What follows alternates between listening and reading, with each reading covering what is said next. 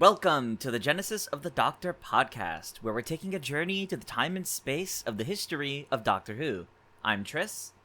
And I'm Joy.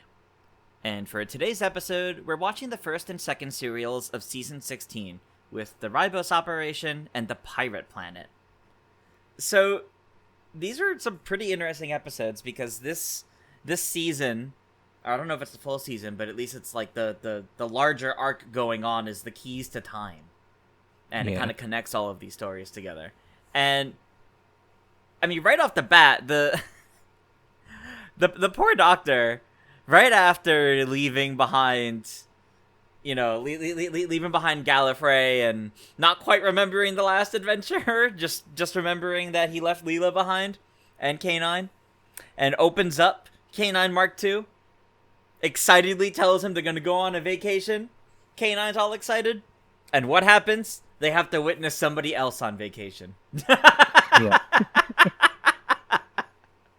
I loved how he's just like, he doesn't take it seriously with the White Guardian either. No, He's not just at joking all. the whole time.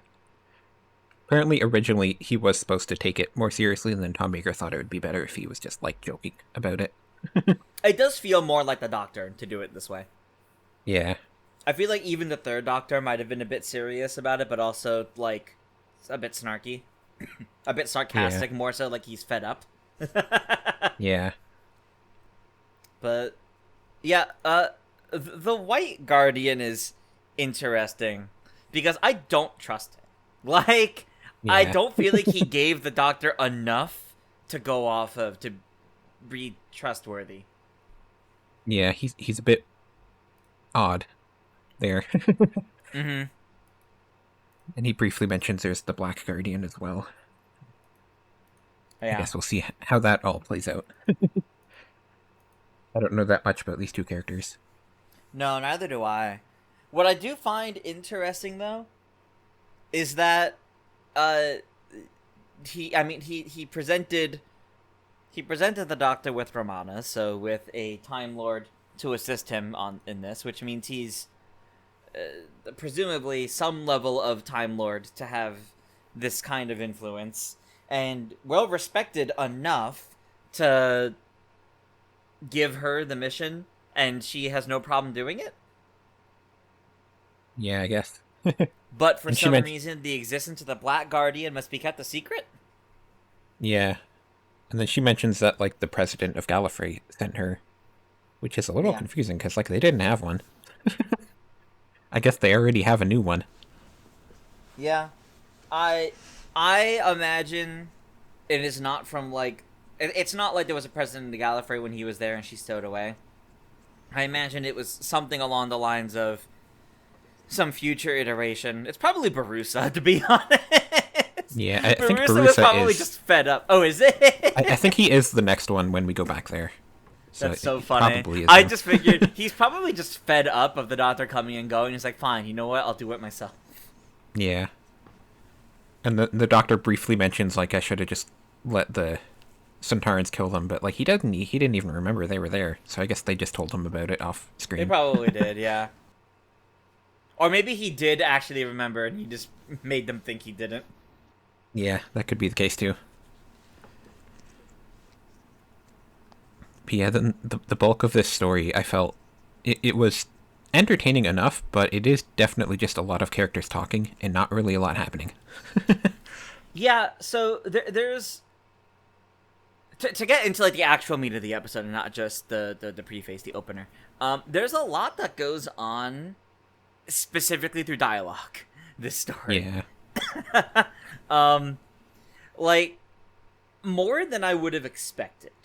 And I don't think that's necessarily a bad thing, because I think it actually really helps to establish Romana's character and how the Doctor feels about her, as well as how they both handle the situations they're going to be getting into right off the bat. Yeah. It's definitely very slow because, like, they have, like, the lizard creature that they fight early on, and then they don't really have a fight until the final story, or the final episode. Yeah, I gotta say, the lizard creature was kind of cool, also. Yeah. I actually thought it was pretty well designed, and they did a good job making it creepy. But I thought it was fun. Um, that being said, Garon and Unstoff, I don't know. I never really vibed with them enough, and I don't think the story did enough to make you like them because of Yeah. everything they're getting up to. It kind of the whole time it feels like it's presented like the Doctor's gonna be the third party in the middle of a battle between two other groups, basically. But Yeah. instead, he's mostly aligned with them, except they kind of keep betraying him on and off. Like, it's very shaky, and I don't really understand why he gives them a pleasant farewell in the end. Yeah. Like they're kind of comedic entertaining, but they're not Yeah, but that's about it. super compelling characters. I'm more surprised that the Doctor didn't have more problems with Garon because he's selling whole planets. Like that Yeah. that feels like something the Doctor would put his foot down on. Yeah. But it's not for some reason. I was kind of expecting Garon to get killed off at some point, and Yeah, then same. just like Unstoff would just be like, "Well, I'm just not going to keep doing it." Yeah, like Garon gets killed off, and then Unstoff sides with the Doctor for vengeance or something, or even just to avenge him Yeah. and to do better. But I don't know. It's very strange. Very strange. It's also strange how like the natives of the planet really aren't in the story much, other than Binro. Yeah, it's just Binro. Binro, I did love that character though. A great idea with him that he like, Mm-hmm. he's a scientist, but he's on a planet where they don't like scientists. Yep. So he learns from Unstoff that like he's actually correct about everything he says, and it's a great dynamic there for that character. And that was a great moment, and that is the only time I actually really thought they properly earned Unstoff's respect, like as a viewer. Yeah. That moment he shares with Binro is just really, really good. Where Binro talks about like his theory of how the universe works, and Unstoff like earnestly tells him like, not only do I believe you, you're correct. Like it's just a really well done moment. The performance behind it and the presentation behind it was really, really well done. Yeah. But yeah, there really aren't many natives otherwise. Like there's some in the castle. Yeah. They're only very briefly in there, and then like Vinda K got that guy is kind of just in charge of the natives for the most part. Not Like they have the quite. well, he's like kind of working with them. to an Yeah. extent. Yeah. Like the it's guards because, are often working with him. Yeah, the guards are working with him because he's paying, pretty much. Yeah. And then there's like But the woman that does like the rituals to try to find people. And that's one of the yeah, few natives. the Seeker. And then they just kill her off. They don't care about her at the end. No. It's kind of interesting because I feel like the shortcomings of this story not focusing on the natives too much is actually very purposeful of a story of kind of colonialism. Kind Yeah. of a story of like when all these powers come into play, they don't care about the natives at all. They don't care what side they would take or how they would react. And even someone who normally would, like the Doctor, when pulled into a situation like this, also doesn't really do much for them. Yeah. And I think that's the point behind it, which I think makes it kind of interesting. But it's still unfortunate because I do think that the Doctor would have sided with them and been against both parties of Vindicay and Garon. But Yeah. Definitely probably intentional that there's no natives, but like you would expect them to just have at least like a third faction of people. right, And then they don't. right. How did we They're- like the start of Romana here, though? Like her first proper story. I think it's kind of interesting to have them hate each other for the first story and then Yeah. slowly get to like each other. Yeah, I was gonna say I liked that they didn't quite hate each other, but they were not happy to be working together. I like how Yeah. she even mentioned she was open to being impressed by him, but turns out he's just kind of a child, and she in terms of his attitude, and she's kind of not having it. But Yeah. she's also young and inexperienced, so you see a lot of moments of like her learning that him being the way he is kind of how he's actually gotten through everything. And this is kind of the, aside from Susan, the only other Time Lord to really go through something like this with the Doctor. To go through these kinds of adventures and live life in this way. So you see how foreign it is. Yeah. And I love how she's like, so book smart, and she understands like through theoretically everything, but she hasn't ever left Gallifrey. So Yeah. they have their own things that they're good at and that they're not good at. She mentions that like the Doctor got a 51 on his final exam on his second attempt. Yeah, well, he wasn't all about the Academy, so. Yeah. And then I liked at the end of the story when she's like, it was quite well done. And then he's like, you have to compliment people like completely. He's like upset that it's only like a partial compliment. There's a lot of partial compliments throughout the story, it feels like. Yeah. But I do like how very early on we see that she is book smart capable. Like, in terms of intelligence, she is definitely able to keep up with him and in some ways surpass him, which we see even more of in the next episode. But Yeah. that's only partially. Because for the most part, otherwise, she's definitely not experienced enough to know how to put things into action. Yeah. I guess she's a lot like Zoe Harriet, where, Yeah. very book smart, but like doesn't really talk to people enough. There were great Well, that's the comedic thing, too, moments in 'cause this story.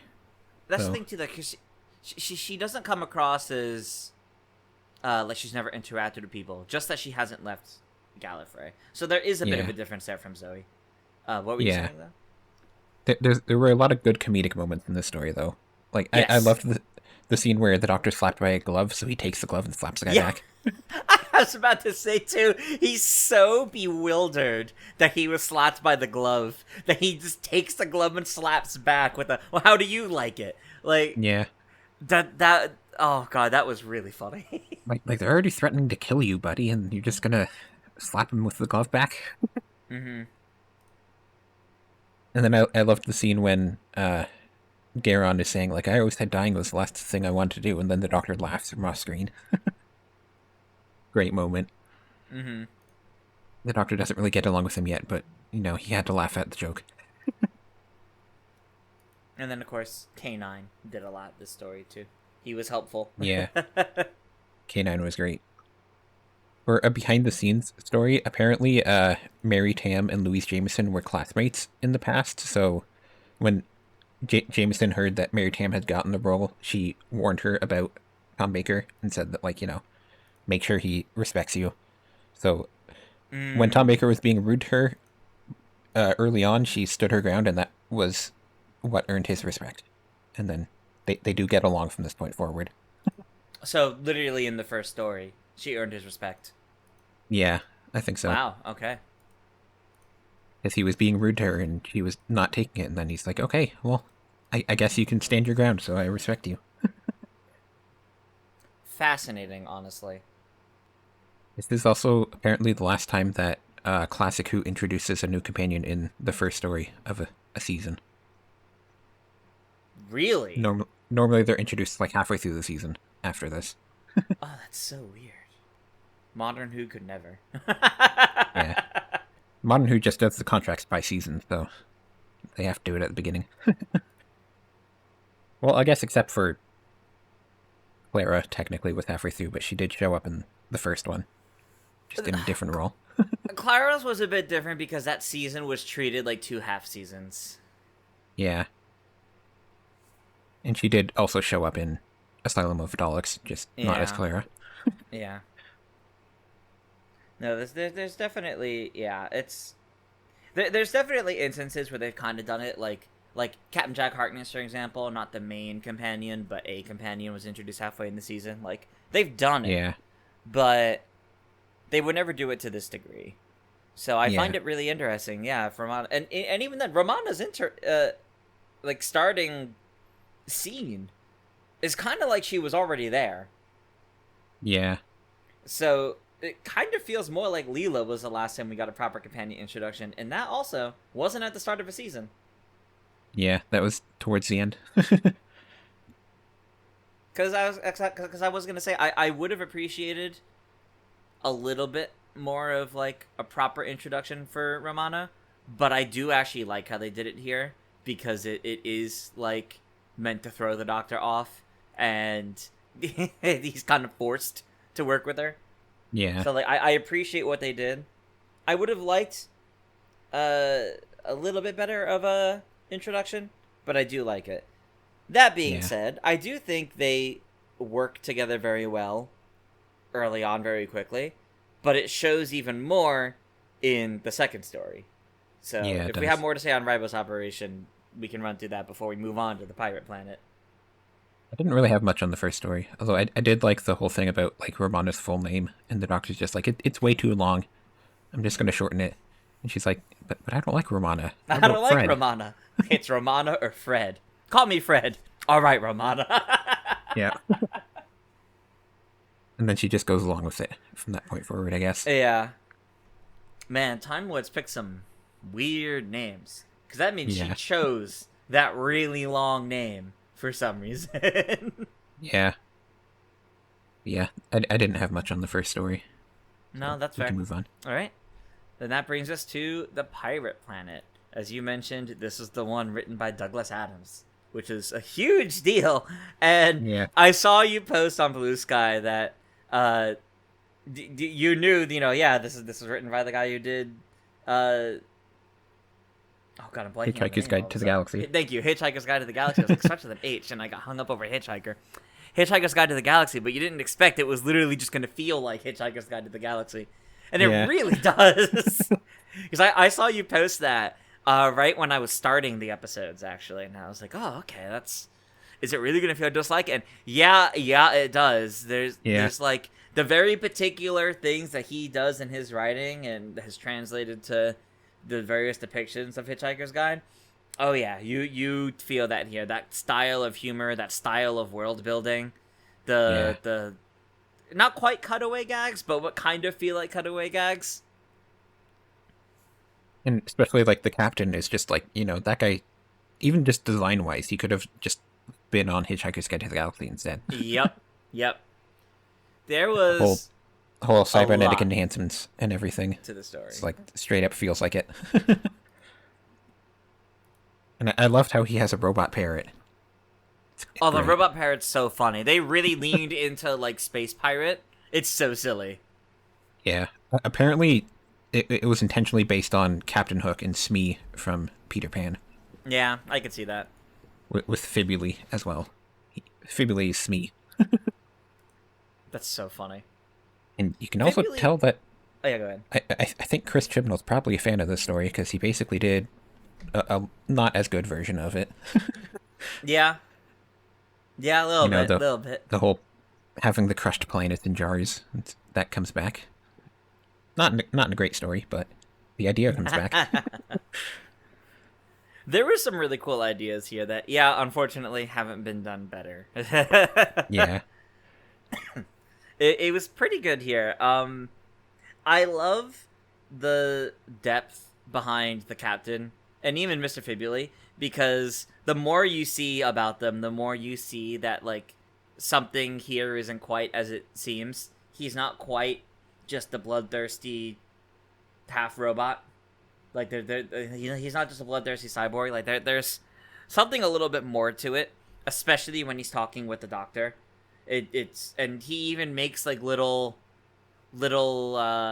nods, little bits of foreshadowing about freedom. Yeah.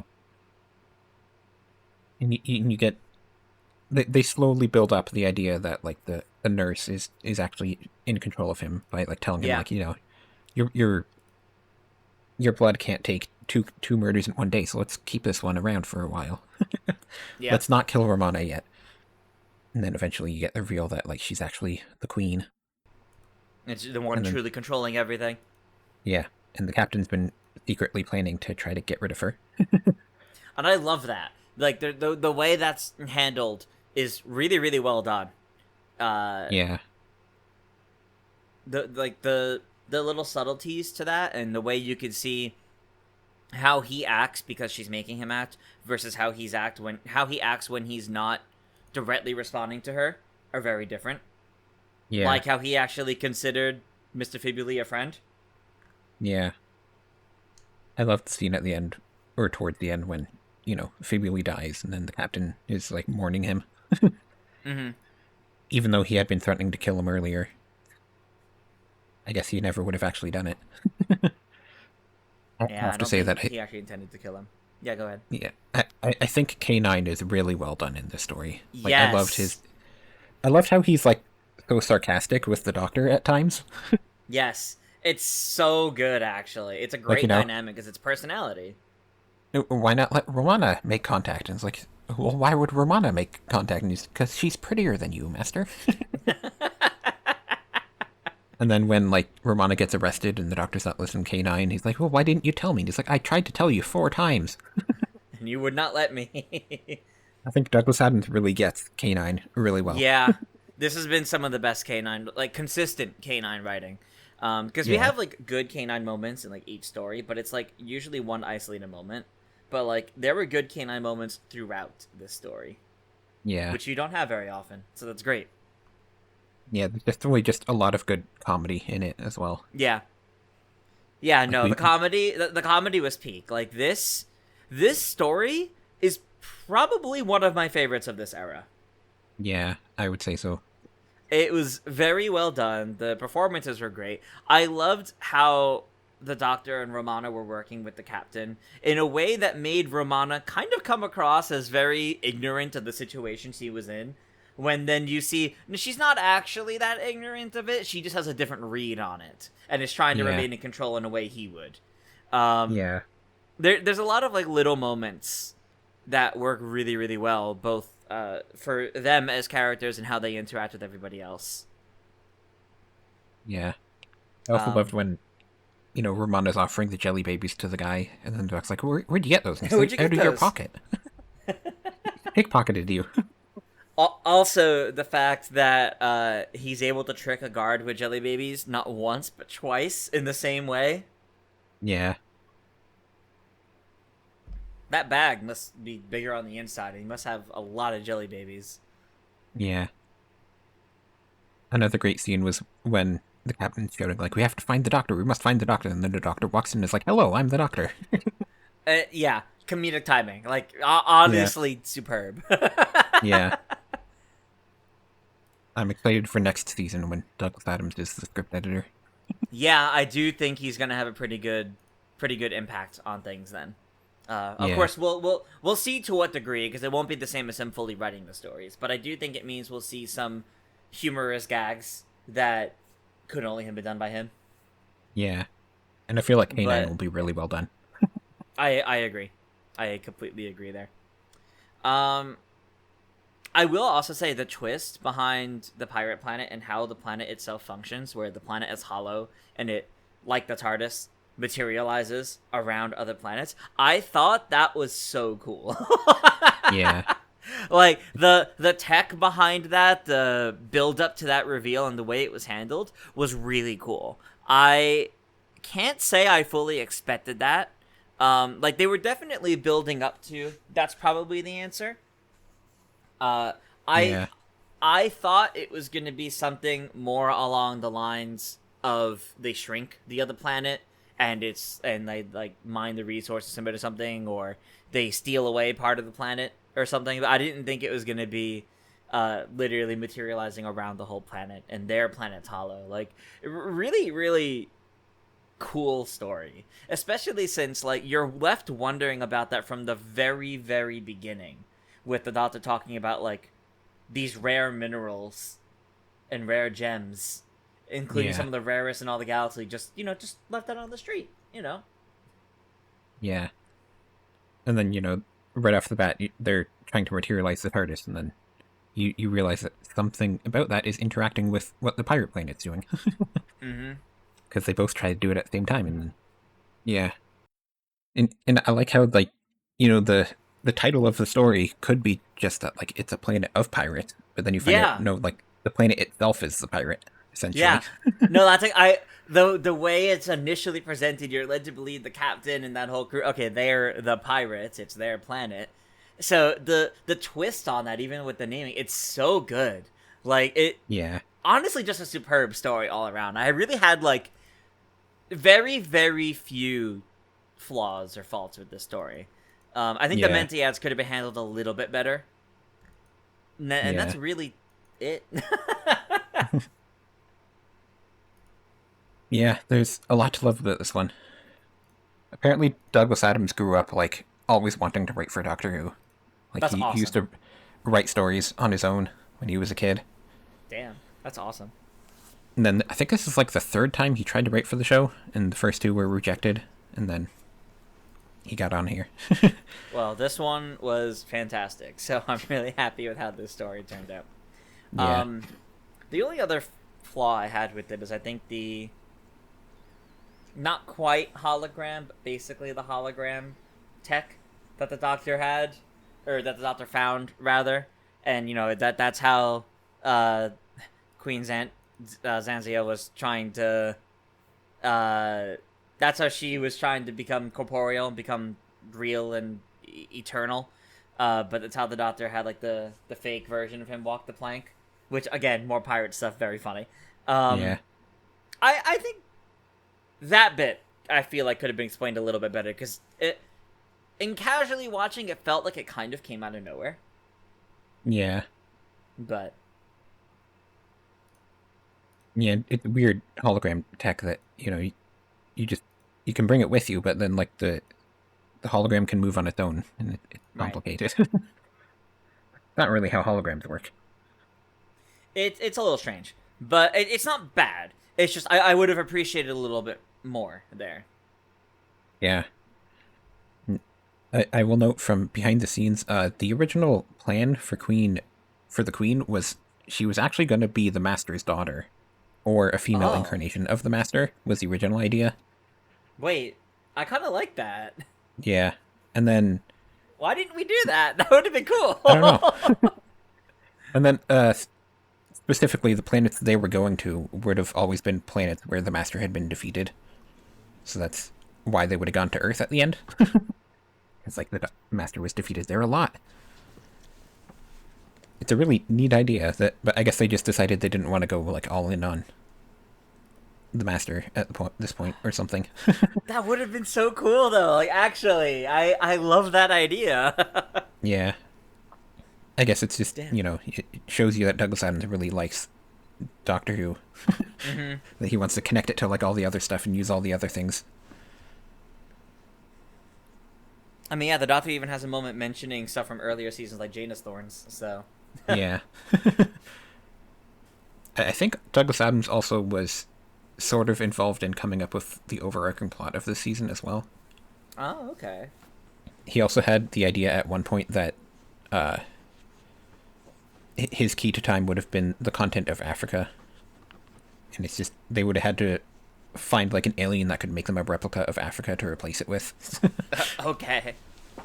Which Yeah, is sort of, that's he kind of brings that back in Hitchhiker's Guide to the Galaxy.